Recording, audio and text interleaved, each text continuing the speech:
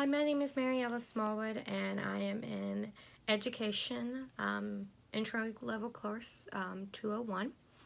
I have learned a lot from this education course, mainly about how most people think that education teachers are just making lesson plans and just following through them. And that can be somewhat true, but it's not all the way true. A lot of teachers actually don't work 40 hours a week like most people think. Oh, they work 40 hours a week. They get to have all these vacation times and stuff like that. That's not always true. These teachers are working 60 hours a week, even more, depending on what school they teach at, which level are they teaching at, how many classes they're teaching at, especially for elementary school. You're more likely to teach more than one subject. The main thing I realized throughout all of it was that there's another side of teaching that most people don't want to talk about or most people don't realize, and that is the part where these teachers could have to put their lives at risk because of active shooters now. Personally, I have never had to experience that. Thank God I never had to experience an active shooter. But I've heard of some of the students that transferred from out of my high school and transferred into my high school that they had to deal with active shooters, and they were one of the victims out of an active shooters event, and how they talked about how these teachers put their lives at risk to save us. And I don't think people realize that teaching isn't just, oh, I come into this classroom and I'm teaching a subject. Teaching is more than that. A teacher becomes a secondary parent to most of these kids, sometimes even a firstary parent. And it's sad, but it's the reality. I have taught at YMCA, and I'm also teach at Kids Academy, and I realized real quickly that a lot of these kids do not have parents in their house, or if they do, they're not real parents, and they're not there. And it's not because these parents are neglective and all that, and that can be so far from the case. That these parents are single parents and not having to deal with it by themselves. And I realized real quickly that I became a mother figure to some of these kids. I became the figure of making sure these kids were doing their homework, and if I wasn't there, their homework wasn't getting done.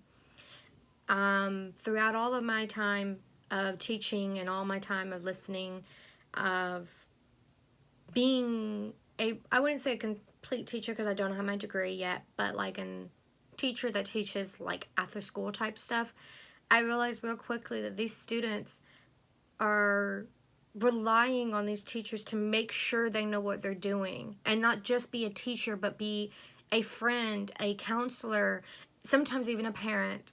And I've learned that a lot. The biggest challenge I'm seeing facing through my journey is that I care so much about my students when I work there, and I would get attached to them very, very easily. And sometimes it's an okay thing to be attached to the students, but sometimes it's really not. It's really unprofessional sometimes. And I have to realize that just because these students are going through hard times, I can't blame myself for that.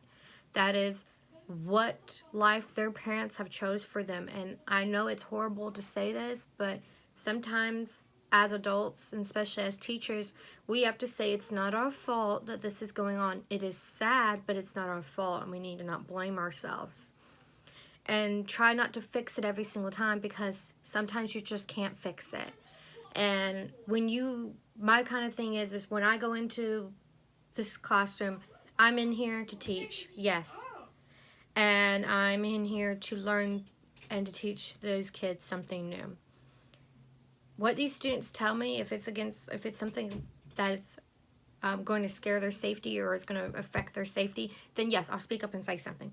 But if it's something like my mom doesn't like talking to my dad, I can say something, but it's really not my place to say anything type thing.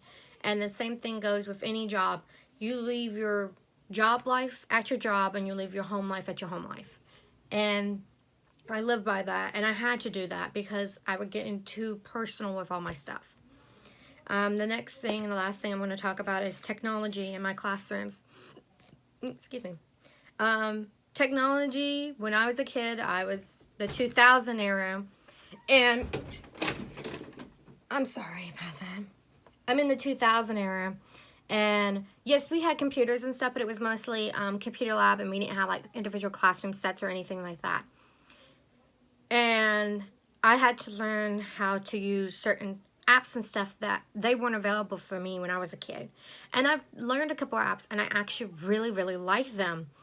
I'm hoping to use, one of my favorite things is Little Bird Tales, and it is a app where, actually it's online, where you can, it's kind of making your own book. Really, that's what it is. You're making your own book, and you get to speak it and all that. And so I can present it to my class and say, okay, some of these students are not quite understanding the life cycle of a plant. So let me make a video, and which I really did. If you guys have seen it, it's in my, oh no, you guys wouldn't have seen it. But anyway, I sent it to my teacher, and it was really cool, and I loved it.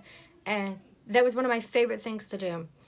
But throughout this whole course, I'm hoping to even learn more and to become more of a better teacher and understand that there isn't the perfect teacher as most people think there are. All teachers make mistakes. It just depends on how big the mistake is. Is the mistake something tiny and you can really fix it?